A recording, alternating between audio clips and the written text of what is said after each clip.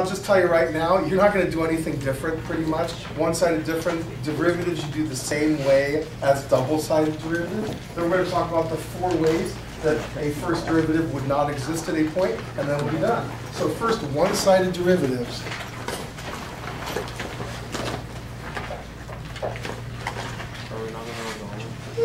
No, we are not going to go over assignment number 13. We're just going to learn new stuff. We'll go over assignment number 13 on Tuesday when we go over assignment number 14. Okay. This was it. Okay.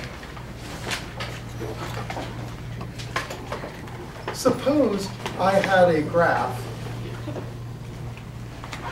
maybe that looked like this. Okay, there's my graph. And you'll notice it has a finite domain. It has a domain over a closed interval from A to B. Do I have a first derivative at A? That is there a slope of a tangent at A? And the answer is yes, there is. If you were thinking no, you're wrong. Because there is. And remember how we get the slope of our tangent by having our little walking man? Or really, we look at continuity by having little walking men. Well, we end up getting a slope of a tangent by having a walking man as well. Ordinarily, for example, if I wanted to know the slope of the tangent at that point, I would have one walking man come closer and closer to that point from the left and tell me what the slope of the tangent is wherever he is. And then I have another walking man coming in this direction, getting closer and closer to that point, and he would tell me what the slope of the tangent is for himself. And as they both converge on that point, they should have the same slope of the tangent. This is essentially like saying that you expect the limit as x approaches h of f of x plus h minus f of x all over h. You expect that limit, which is this walking man here, to be the same as this limit. The limit as x approaches h of f of x minus f of x minus h all over h, which would be the limit for this walking man. You see, the right-hand limit should be the same as the left-hand limit. Then we know that there's a slope of a tangent there. But what happens if I've only got one walking man? Well then, whatever derivative he gives you, that's the derivative. And that's what the one-sided derivatives say. You just look at one walking man. So now, we do this at point A, which is generally the left end point of a closed interval. F prime of A is going to be equal to the limit as h approaches, wow, I am so spazzed. It's not x approaches h. What's it supposed to be? H approaches 0. I was thinking of something utterly different. Wow. And that's going to be published on YouTube now. The whole world will know that Mr. Shana does not know what he's talking about, but that's okay. Just cut the video. Like edit it? That would require me to like learn how to edit it. So Not that hard. don't worry about that. I can do it for you for $20 $20? $20 an hour or $20 like for the whole year? for the video. Oh, per video? Yeah. Oh, we'll have to think about that. No, the answer is no. $20. Don't make me laugh. Okay, here we go. So if I'm approaching from the right, now, oh my God, why did I put X? It's okay, Mr. Shannon. We all have those. See, and yeah, I blame you now. You were like messing me up with your $20 scam. So now, I mean, h can't approach 0 from both directions, so what direction is h going to have to approach? If I'm going to do the right side derivative, if I'm going to do f of x plus h minus f of x all over h is going to have to approach 0, but only from one direction. Which direction am I approaching 0 for the first derivative at A? Yeah, from the positive direction. I have no walking man to the left. So it's this. And the same thing for point B. At point B, f prime of B is going to be the limit as h approaches 0 of f of x plus h minus f of x all over h, except this time, for point B, my little walking man is approaching from the left, so h is approaching 0 from the negative direction. And it all, oh my goodness, oh my God. I have no one to blame but myself. Could you please erase those x's? Wow, I'm so sorry. This is f of A, f of A, f of B, f of B. I'm just looking at those points. I'm not getting a general equation. I'm just looking at the points, you know? Oh man, oh whatever. I'm totally screwing up this part of the lesson. Sorry about that.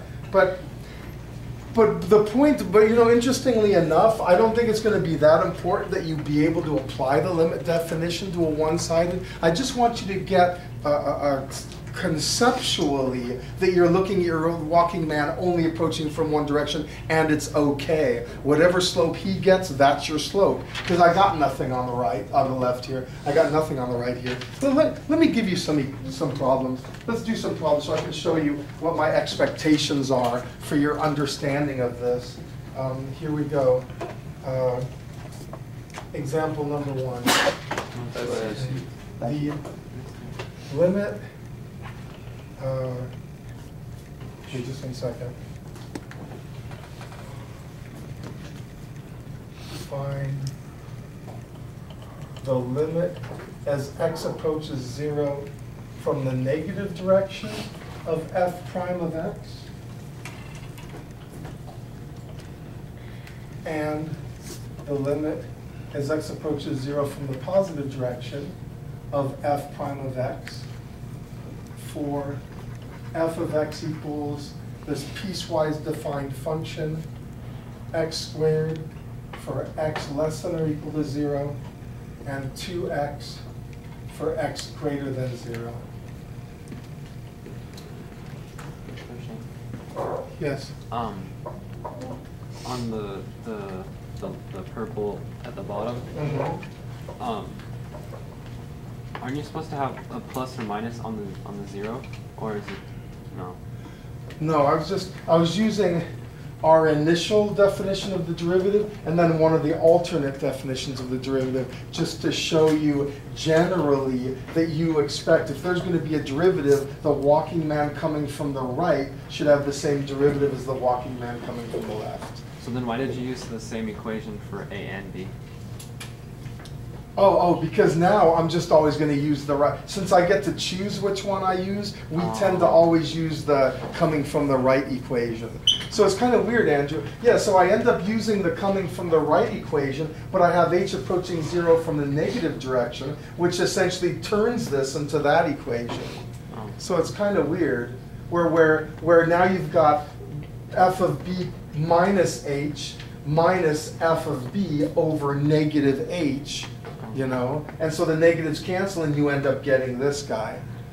So, oh, Andrew, I don't know. I'm so sorry. Maybe I could have done it a more understandable way. Oh, no, so, I was just wondering because I thought that, because the ones on the purple, I thought yeah. one was, and it is either side, coming from either side. Right. So I thought you would use it in the normal correlated. Yeah, no, the book ends up doing this. I could have done this. Oh. You're right. Maybe I should next year. I didn't even think of it. Because I kind of just threw this out on my own, and that went out of being consistent with what the book does, which the book does this. But I think of it like this. Oh, okay. So I guess, well, let me show you example number 1, and it'll go better. So first of all, before I even go anywhere, everyone in this class knows what the derivative of x squared is, right? What's the derivative of x squared? 2x. 2x, good. So as x gets closer and closer to 0, what's the derivative of the function going to be at that point? 0. 0, right? Because 2 times 0 is 0. What's the derivative of 2x? 2. 2. So as my walking man gets closer and closer to 0 from the right, what's the derivative going to be? 2. 2. Okay, let me show you the graph. Here's what the graph looks like. When x is less than or equal to 0, you've got a parabola. And then when x is greater than 0, you have this straight line. So tell me, as this walking man gets closer and closer to 0, what is he going to tell you the slope of the tangent is? As he gets closer and closer to the origin. 0. Yeah, he's going to tell you the slope of the tangent is 0, but as this walking man gets closer and closer to the origin, what's he going to tell you the slope of the tangent is? 2. 2. And so for that reason, the first derivative does not exist at that point, because you get two different slopes depending on which walking man you ask. This is what's happening conceptually. Let me show you now, applying these definitions, what's happening mathematically. Okay, to get the limit as x approaches 0 from the negative direction of f prime of x, what I'm going to do is just apply the limit definition. I'm going to say, okay, this is going to be the limit as h approach. Oh, here, just a second. Oh, I don't even know if I want to go through this now. Maybe I just want to leave it at that walking man thing. Here, just a second. Oh, I'm thinking, just 1 second. I'm going to change horses in the middle of the screen.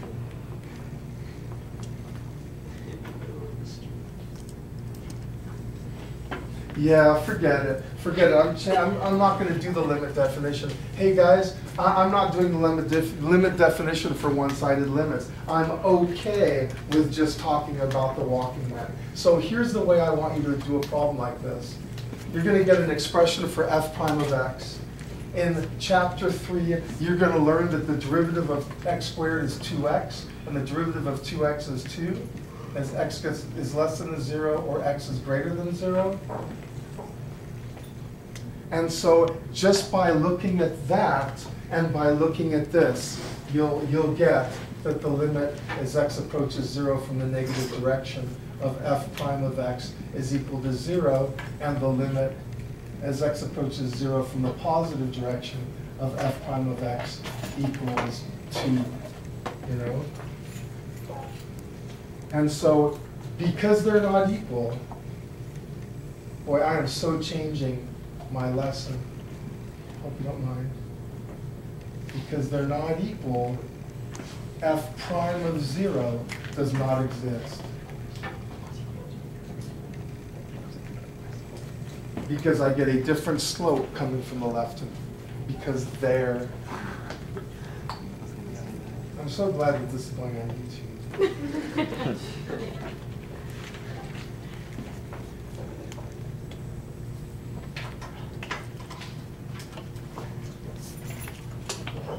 Now your cute 8-year-old daughter will see you on YouTube. Yeah, seriously. I showed her that. Yeah, it was sweet. Yes. I'll decrease my offer to $10 per video. No way, I got Leilani for free. Why would I hire you? Have you guys ever heard of the iron law of wages?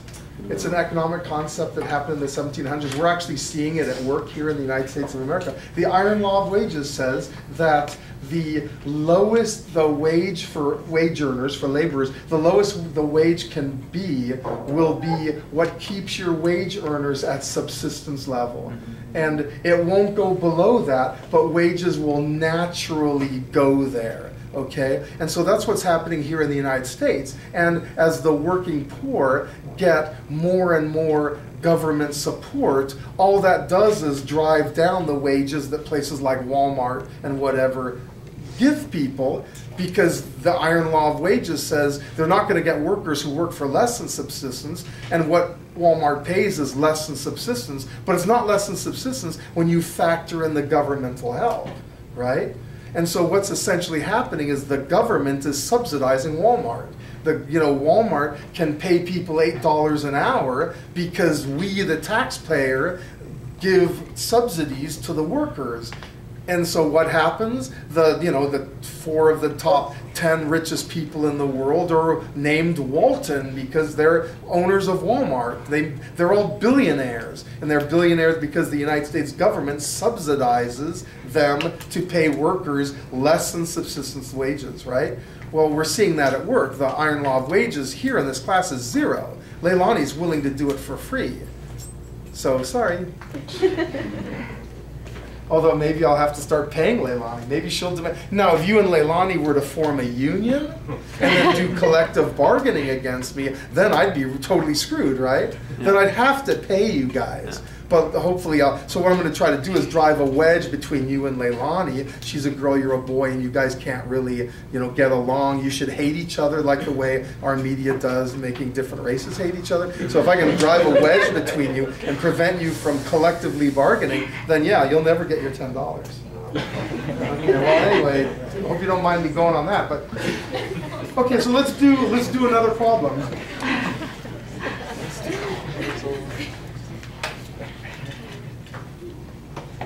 Yep. All right, here we go. Example 3. And just 1 second. Yeah, maybe I won't post this video. What a lousy lesson this is, but that's okay. Hey, here we go. Here, f of x equals x squared when x is less than or equal to 1, and x to the 3rd power when x is greater than 1. You guys okay that? Yes. Okay with that? Yes. Okay, then I'm just going to ask you 3 things, and just use your ability to get derivatives. I want the limit as x approaches 1 from the negative direction of f prime of x. I want the limit as x approaches 1 from the positive direction of f prime of x, and then I want the limit as x approaches 1 of f prime of x. Please do this problem now. And then we'll talk about the 4 ways that first derivatives can't exist, and then we'll be done.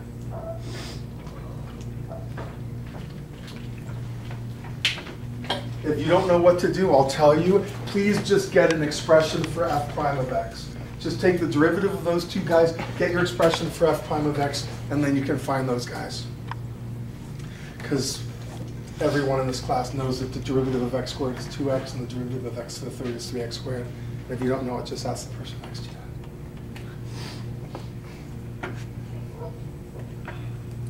I'm going to give you the wrong answer. I'm not asking for the answer.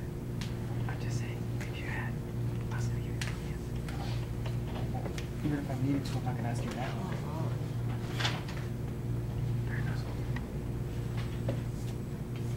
You're really bad at whispering. I'm not trying to whisper. I'm trying to do this in no classes.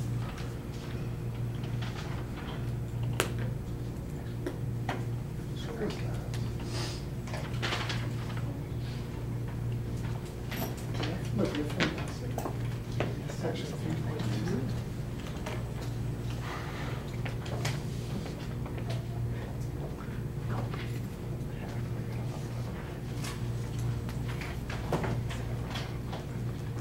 Oh, here we go.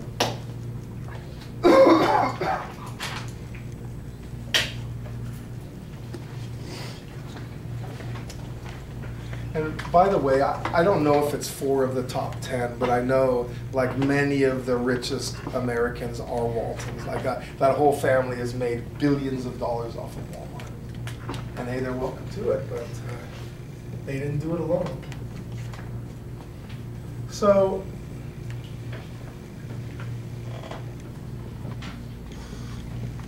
alrighty. So tell me, what did you get as the limit of f prime of x as x approaches 1 from the negative direction? What's that? 2. How many people got 2? Okay, yay. I think you're on board with this.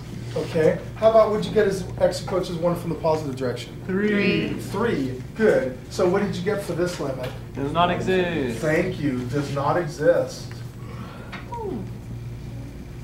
Yeah, because you got different slopes coming from the left as from the right. That's really good enough. That's all I wanted to get from you guys. So any questions or issues on this? Cool. And you know, the graph of it, okay, the graph would look something like this, where you've got this parabola, and then suddenly it turns into a cubic, and the cubic is like way steeper. You know, so right here, although it doesn't really show, but it's, well, maybe I could exaggerate it, but you're going to get different slopes coming from the left as from the right. Maybe I can exaggerate it a little, where here's your parabola, and then here's your cubic.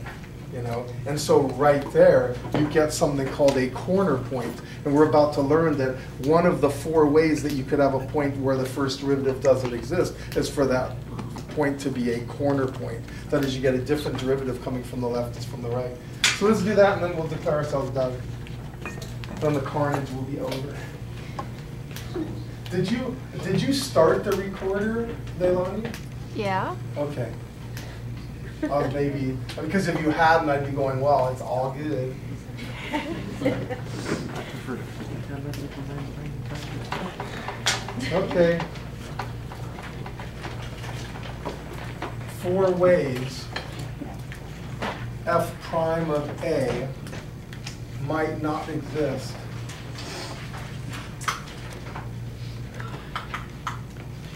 Okay. This is still coming under the category of pre-calculus, by the way. The first way is a corner point. Okay, corner point. That is, your walking men have a different derivative coming from the left as coming from the right. That's what we just saw. The limit as x approaches a of f prime of x from the negative direction is not equal to the limit as x approaches a from the positive direction of f prime of x. Oops. Yeah, you just get your 2 walking men get different slopes. Then we call it a corner point. The classic example of that, of course, is y equals the absolute value of x. Tell me, at what point is my function not differentiable? 0. Yeah, at x equals 0, right? Yeah. F prime of 0 does not exist. Okay? And the reason is because coming from the left, the slope is going to be -1, and coming from the right, the slope is going to be +1. Here's our second scenario. A cusp. Okay? Here, I'm going to actually do them in order of importance. So number 2 isn't going to be cusp. Number 2 is a discontinuity. Okay? If there's ever a point of discontinuity, whether it's removable or non-removable, you cannot be differentiable at that point. So if something's discontinuous at a point, it's always non-differentiable at the point. And let me show you why. Here, suppose we have something that looks like this, okay? And someone were to ask me, oh, Mr. Shana, what's the slope? It's recording. Yay, oh my God, stupid camera. I don't blame you, I blame technology. Wait, now you have to upload 2 separate videos. Because What's it's not that? recording, and so it's going to be 2 videos. Oh, that's fine. Oh. Oh, I see what you're saying. There's God, 2. I wish there was some way to, can we combine the 2 videos into one? Through But I would editing. need someone experienced and knowledgeable like Leilani. Yeah. Okay, great. So hey, if someone asked me what's the slope of the tangent at x equal a, I couldn't tell them because there is no x equal a, right? There's no point there. How can I say what's the slope of the tangent at a point when that point is not on the graph, right? So your point has to exist. In order for there to be a first derivative at a point, the point has to actually exist. Well, what if my point is up here? Then what slopes do my little walking men get? Well, the problem is, how do you figure out what your slope is? Because if you're going to get the slope at x equal a, then one of the points of your one-sided limits is going to be at that point. That is, when I get the slope of this secant, and then I have this point get closer and closer and closer to a, do you see that I end up getting slopes that approach infinity, right? I can't ignore the fact that this point isn't on the rest of the graph. So if you've got a discontinuity, even if it's removable, you can't have a derivative at a point where there's a discontinuity, because any mathematical way that you try to figure out what the slope is ends up blowing up in your face. That's even more true for a jump discontinuity. If I had something that looked like this, okay, I try to get the slope of the tangent coming from the right. Of course, the slope of the tangent is going to be what it looks like coming from the right. But coming from the left, again, I make my little secant line. And my little secant line is just getting more and more vertical. So I hope you're convinced, if I'm discontinuous at a point, I can't be differentiable at that point as well. And one example of this is just any piecewise defined function that's discontinuous. I've got 60 seconds left, so here come the other two ones. Cusp. If you've got a cusp, that is the limit as x approaches a from the positive direction of f prime of x equals infinity, and let's say the limit as x approaches a from the negative direction of f prime of x equals negative infinity. That's a special thing called a cusp. An example of that is y equals x to the third power, which ends up looking like this. It goes where the closer you get to 0, the more your slopes become either negative or positive infinity. That's a cusp. If the bell rings, don't leave, because I got to show you one more. And finally, the fourth one is going to be a vertical tangent.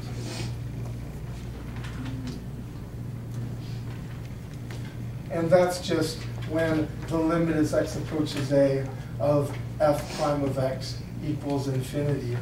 So an example of that would be y equals the cube root of x. Y equals the cube root of x, where you've got a function that looks like this. Okay, there's y equals the cube root of x, and right there the slope of the tangent is infinity. All right, because you're going to have some problems where they ask you to classify them. So I just wanted you to see the 4 different types of discontinuity. And hey, good luck, you guys. Sorry about this. I'm sure we'll do better. Oh, Monday's your test. Good luck. I'll be here.